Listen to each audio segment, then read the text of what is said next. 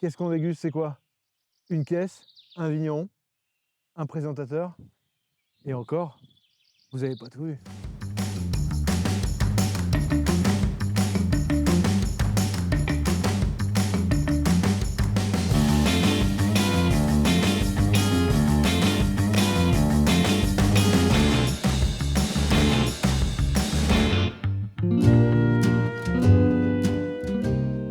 Merci Hélène de nous recevoir pour ce premier épisode. Tu es un peu le parrain de l'émission, j'ai envie de dire. Qu'est-ce que ça te fait déjà à chaud? Je pense qu'on va passer un bon moment. Moi, je sais où on est, mais est-ce que tu peux nous dire quand même où on est? Alors, on est à Rasteau, dans la vallée du Rhône, Ouais. et on est au domaine du Trapadis. Domaine du Trabadis, ça existe depuis combien de temps?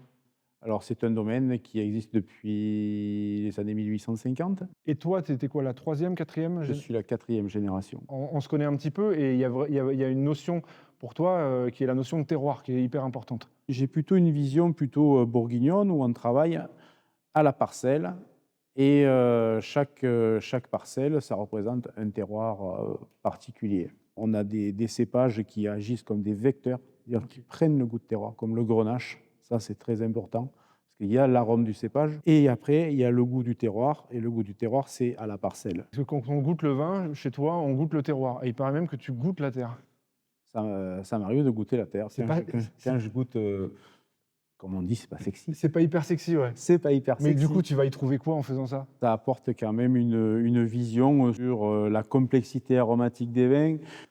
Donc ça, au goût, on a une petite impression. Alors, c'est pas de manger, c'est juste d'en mettre un tout petit peu sur la langue. Voilà. Ça, c'est bien beau quand même de parler de terroir, mais faut, comme tu dis, il faut le goûter, quoi.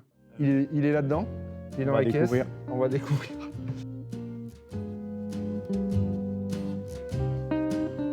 Donc, on va déguster aujourd'hui les adrets Ouais.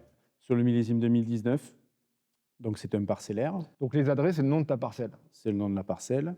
C'est un lieu-dit à Rasteau. Ok. Et ça veut dire aussi coteau exposé sud. D'accord. Voilà. Donc beaucoup de chaleur, ça reste frais, ça Assez- reste un terroir assez- frais. C'est un terroir frais avec une exposition ensoleillée sur un terroir d'argile bleue calcaire en coteau, sur un assemblage 80% de grenache, donc des vignes de 70 ans, Ouais. et avec 10% de carignan et de mourvèdre en plan mêlé. Là, moi, j'ai vraiment cette sensation, tu vois, on est à un goûter, quoi. J'ai l'impression d'être à un goûter, il y a de la confiture un petit peu partout. Les gens sont assez joyeux, je trouve, et il y a quelque chose de réjouissant dans ce vin-là, avec en même temps quelque chose de très frais, très, très ample au nez.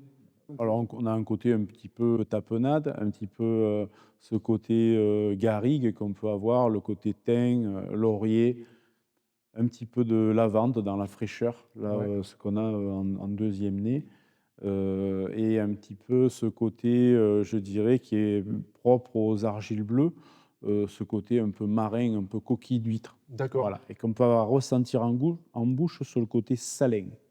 C'est des vins quand même, oui, effectivement, assez frais.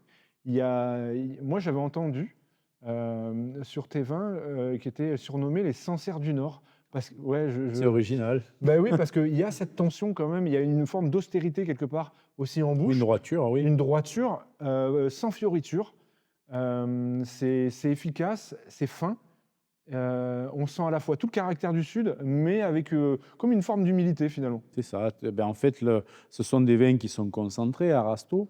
Les terroirs argileux, ça donne des vins avec du gras, avec des structures tanniques présentes, et ce côté minéral. La puissance est contenue. Et ce qui est en avant dans ce vin, comme tu le disais, c'est la fraîcheur qui apporte le côté digeste derrière. Et j'ai envie de dire, on a fait que la moitié du chemin, parce que là on a goûté, mais il faut quand même manger. Ça, c'est une bonne idée. Alors, hop, Ah, c'est magnifique. déjà, c'est joli. C'est magnifique. Alors, qu'est-ce qu'on a? Parce que j'ai pris mes Qu'est-ce qu'on petites a? notes, parce que je veux quand même lui faire honneur. Nous avons une compression de foie gras, de céleri et avec un chutney aux épices. Gelée de pot-au-feu, paleron de bœuf au confit d'oignon. J'ai envie de dire, maintenant, il C'est magnifique. n'y a plus qu'à.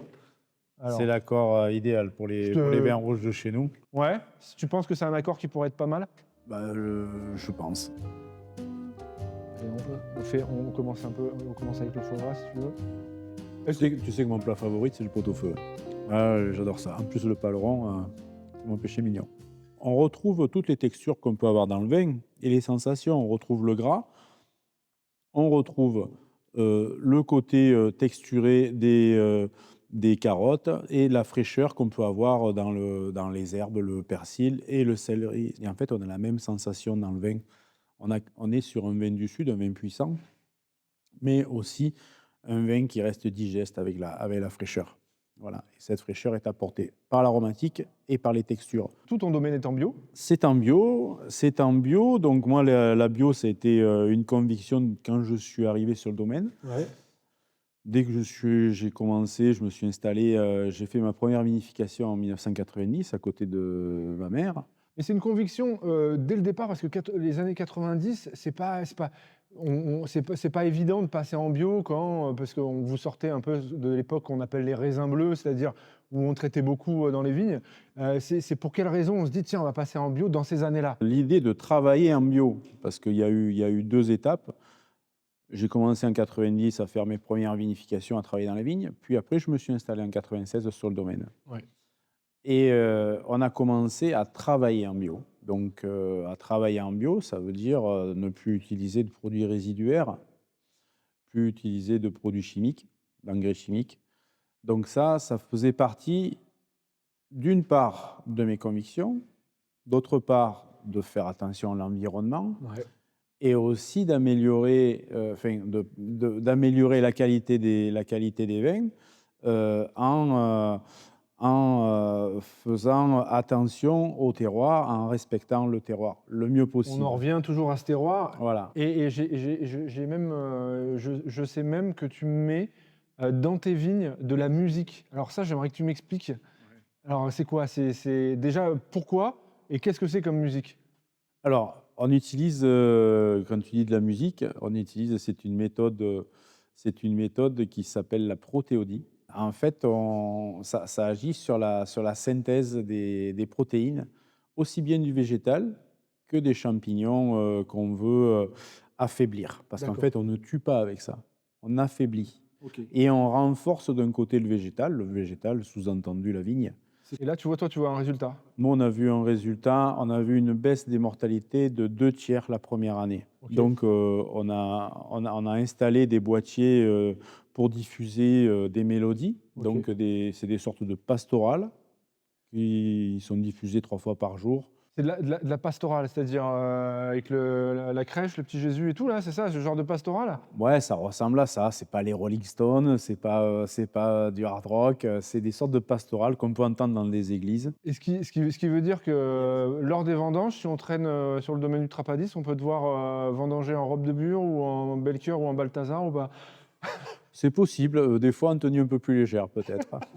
Ouais, bah, on va te laisser vendanger tranquille, je pense. Voilà. Mais eh ben, Hélène, c'était un excellent moment. Je voulais passer un excellent moment. Je voulais manger quelque chose de sympa avec un vigneron que j'apprécie. Et bah, merci de nous avoir ouvert ta cave pour poser ma caisse. Nous, on va vous laisser, parce que là, c'est un peu pour l'épisode, tu vois. On vous dit au revoir, mais non, il reste ça à terminer, t'as compris. Ouais, il y a du travail. Il y a du travail, Il y a du travail, et puis après, il y a maintenant. la sieste. C'est On va ça. pas la faire ensemble, par contre, je te le dis tout de suite. Tiens, À bientôt. merci pour tout.